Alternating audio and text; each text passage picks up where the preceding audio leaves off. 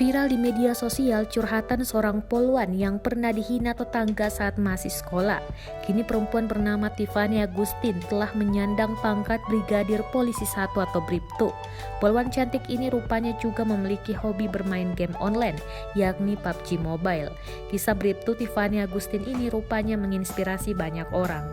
Ia telah sukses menjadi polwan setelah sebelumnya mengalami berbagai cibiran dari tetangga. Kabar tentang dirinya ini pun viral di media sosial TikTok setelah kisahnya diunggah oleh Bribtu Tiffany lewat akun media sosial TikToknya @tiffanyagustin17 pada Sabtu 10 April 2021. Sebagaimana dikutip dari Tribun News, unggahan tersebut telah ditonton ratusan ribu netizen.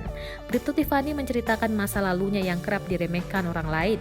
Setelah dikonfirmasi tribunnews.com, ia menceritakan pernah dipandang sebelah mata oleh tetangga karena penampilannya.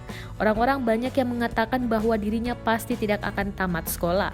Bahkan ada yang mengatakan jika Tiffany menyelesaikan sekolahnya nanti akan menjadi perempuan yang tidak benar dan hanya membuat keluarga malu. Bribtu Tiffany Agustin mengatakan saat duduk di bangku SMA ia memang memiliki penampilan yang berbeda dengan teman perempuan lainnya.